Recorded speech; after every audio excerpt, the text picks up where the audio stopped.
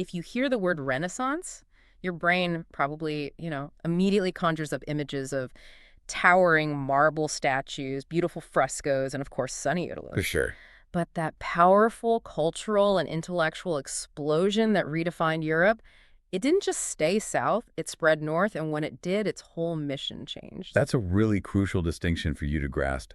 When the Renaissance traveled up to places like Germany, France, and England, starting in the late 15th century, it wasn't just copying what Italy did. Okay. While Italy was focused on classical art and magnificent architecture, the look of antiquity, the Northern thinkers were, well, they were obsessed with something deeper: Which was? religious reform and the moral quality of everyday life. So the goal wasn't just to make beautiful things, it was to make better people and a better society. Exactly. It was a complete shift from an artistic renaissance to an intellectual and an ethical one. But they still admired the Greeks and Romans. Oh, absolutely. They still admired that foundational wisdom, especially their emphasis on reason and logic. But the core challenge for the North was figuring out how to successfully blend that ancient learning, which wasn't Christian, with their own very deep-seated Christian beliefs. They wanted the best of both worlds. And trying to combine those two things had an immediate impact, right? It fundamentally changed the role of the individual in society. It did. Suddenly, people were encouraged to be curious. We see it in schools. They started teaching much more than just, basic math or religious doctrine. They added things like history and poetry. Right, all driven by this idea that a well-rounded mind was a better mind. That new curiosity, that focus on individual potential that leads us straight to the foundational belief system that drove the Northern Renaissance: humanism. Yeah, and we hear that word a lot, so let's simplify it. Humanism, at its heart, is a way of thinking that places tremendous importance on what humans can achieve. It's this radical optimism about people and their potential, And the North took that optimism and gave it a spiritual focus. creating what we now call Christian humanism. Instead of seeing classical wisdom as something separate from faith, they believe these ancient texts and the ability to reason could actually help you become a better Christian. Wait, I need a clearer example of that. What does using your reason to understand the world mean in practice, especially when you're talking about faith? I mean, before this era, didn't most people just accept what the church told them without question? They absolutely did. Christian humanism was revolutionary because it said humans could actively improve themselves, become kinder, smarter, more moral, not just by following rituals, but by studying great literature and, critically, by using their own intellect. It's called wrestling with complex moral issues on your own. Yes. Think of it like this. Being a good person isn't just about reading the rule book. It's about training your mind to make the right decisions every single day. It's an active pursuit. That's the real shift. It moves the focus from institutional authority to individual responsibility. Exactly. And the ultimate aim wasn't just personal enlightenment. It was about creating a society where everyone acts with kindness and high moral standards. Based on the belief that everyone can understand right from wrong. For sure. And they saw education as the single most powerful tool for these positive changes. It led teachers to adopt methods designed to encourage students, which includes you, the learner, to think for yourselves and become genuine problem solvers, not just memorizers. And if you wanted to spread an idea like that across a continent, you needed powerful voices. You did. Which brings us to Desiderius Erasmus, who was kind of the superstar scholar of his time. He was born in the Netherlands, and he spent his entire life traveling, just gathering knowledge. He even earned the nickname the Prince of the Humanists. Erasmus was the living embodiment of Christian humanism. His central idea was disarmingly simple, but it shook Europe. What was it? That Christianity needed to be a guide for moral daily action, not just a rigid set of complex ceremonies or rituals. He argued that if you want people to act morally, they need direct access to the source of their faith. Which led him to one of the biggest undertakings of the era: translating the Bible. It was more than a translation. It was a huge scholarly project. He insisted on going back to the original Greek and Hebrew texts to create a more accurate version. And by making the scriptures accessible in languages more people could understand, he essentially put the power of interpretation into the hands of the individual. That's not just an academic exercise. No, it was the spark that ignited massive religious discussions across the entire continent. And here's where Erasmus proved that intellectual critique could also be incredibly entertaining. His most famous book is called The Praise of Folly. This is such a brilliant strategy. To criticize the powerful, especially corrupt, church officials and kings in that era was dangerous. Right. You couldn't just write a pamphlet telling them they were doing it wrong. So instead of using his own voice, he wrote the entire book from the perspective of a character named Folly. So Folly, who represents foolishness and absurdity, satirically explains why humans act so strangely, essentially using irony to poke fun at hypocrisy and greed. And what's fascinating here is that this satirical shield allowed him to deliver incredibly sharp criticism without the direct threat of retribution. Right. If anyone got angry, Erasmus could just shrug and say, Oh, but that was Folly talking, not me. It was a masterful use of humor to drive home serious points about the need for reform. He showed that witty writing could be a far more effective tool for change than heavy-handed sermons. Erasmus had a kindred spirit across the English Channel who also used fictional writing to address real-world problems. Thomas More. More was a brilliant lawyer in England, serving in some of the highest offices in the royal government.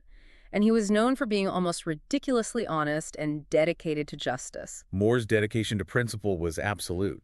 I mean, he eventually lost his life for refusing to compromise his beliefs, which cemented his reputation as a martyr for honesty. And his major literary contribution came much earlier, in 1516, with his book Utopia. We use that word utopia today to mean a perfect imaginary place, and that's exactly what it means. It comes from the Greek for no place. So he used this idea of a fictional, perfect society to highlight the extreme flaws in his own country. Yeah, think of it like this.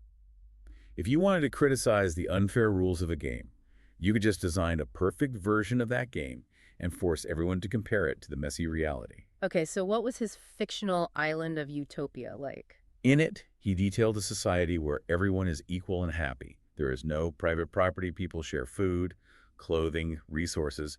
There's universal education. And the goal isn't profit or wealth. No, it's maximizing happiness and morality for everyone. But the book wasn't really a blueprint for what he thought England should immediately become. So what was the point? More's genius was using the idea of perfection to force people to confront imperfection. By showing an imaginary world where justice was paramount, he forced readers to ask these vital questions about why their real-world systems produced poverty, crime, and unfair power structures. And those questions about wealth and fairness are still highly relevant today. For sure. So we have these radical, transformative ideas floating around, all centered on personal growth and reform, all written down in books. But how did they spread so quickly from one scholar in the Netherlands and one lawyer in England to spark a continent-wide movement? The answer is the true engine of the Northern Renaissance, the technological invention of the printing press, perfected by Johannes Gutenberg. You really can't talk about the spread of knowledge in Europe without talking about movable type, ink, and metal letters. Yeah. Before Gutenberg, what was the process for making a book? Well, before the printing press, books were copied slowly and painstakingly by hand, usually by specialized scribes or monks. So one person could spend a year or more on a single book. At least. The result. Books were incredibly expensive, rare, and generally only accessible to the extremely wealthy, the nobility, or the clergy. Knowledge was locked away. But with the press? The change was immediate and dramatic. Using movable type, a printer could produce hundreds of pages in the time a scribe took to copy a single one. This massive increase in efficiency made books, well, exponentially cheaper. Making them easier for regular people to actually buy and own. Exactly. Merchants, students, even slightly prosperous farmers. This directly amplified the humanists. The ideas of Erasmus and More could now spread incredibly fast because their books could be printed in massive numbers. And shipped across borders and sold pretty affordably. This invention made information travel across the continent faster than ever before. It was the decisive turning point for mass education. Think about that direct impact on you, the learner. The printing press made it possible for you to own a textbook, to read a novel, to access different viewpoints. It democratized knowledge. It really did. Now, let's shift our focus for a second from writing to art, because Northern artists were also redefining realism, though their emphasis was different from the Italians. They absolutely were. Northern artists were masters of a relatively new medium, oil paints. And that new paint allowed for layers of glaze and slow-drying times, which in turn allowed for incredible, almost photographic detail. We're talking hyperrealism. When you look at a Northern Renaissance painting, say something by the famous Albrecht Dürer or Jan van Eyck, you can literally see every single thread in a piece of velvet. Or the individual bristles of a beard, or that tiny curved reflection of an entire room in a character's eye. It's amazing. And the subjects they chose were distinctive. While Italian art often focused on grand-scale classical mythology or idealized biblical scenes, Northern artists like to focus on scenes from everyday life. So you see kitchens, farms, markets. And incredibly detailed, realistic portraits of regular people, not just kings and popes. Their work was also packed with hidden symbols. So they used realism not just to show what something looked like, but to deliver a subtle message about morality or religion. Right. A wilted flower might symbolize the brevity of life, or a dog might symbolize loyalty. They were trying to help people see the beauty and the deeper meaning in their immediate, everyday world. And this commitment to detailed improvement, it connects right back to the humanist ideals of social reform. It does. The humanists believed that educating people and focusing on the details of their lives would lead directly to a better society overall. And we see that play out in educational reforms. School curricula expanded significantly. They added subjects that weren't just about faith or business, but about producing well-rounded citizens. That included logic, how to argue and reason effectively, music, and even physical education. The goal was to produce smart citizens who understood philosophy and history, not just laborers. They wanted people who could think critically and actively help their communities thrive. Which ties back to Thomas More's ideal society. Perfectly. This emphasis on individual thought was crucial for religious thinking, too. We mentioned Erasmus's translation work, but this larger movement encouraged scholars to return to the original Greek and Hebrew texts of the Bible. And that's a key step. They believed that many of the traditions and rules that had been added over the centuries had actually moved people away from the simple core truth of the original scriptures. By encouraging individuals to read and think about the scriptures for themselves, rather than just relying on the interpretation of powerful church officials, the humanists were paving the way for the massive religious challenges that would follow. They empowered the individual believer. And if you were a teenager living in a Renaissance city when all these ideas were flying around, the atmosphere must have been just electric. Yeah, cities were crowded, bustling hubs of innovation. For sure. What stands out to me is the sense of connectivity. Merchants were selling exotic goods that few Europeans had ever seen before. Things like coffee, fine silks, sugar, all brought in from expanded global trade routes. Including the new discoveries in the Americas. Yeah. And new buildings were going up, printing presses were humming, and there was this constant, almost dizzying feeling that the world was changing fast. So cities like London, Antwerp, and Paris became these central magnets where new ideas were born, discussed, debated. And then, thanks to Gutenberg, shared almost instantaneously across borders. So what does all this mean for you today?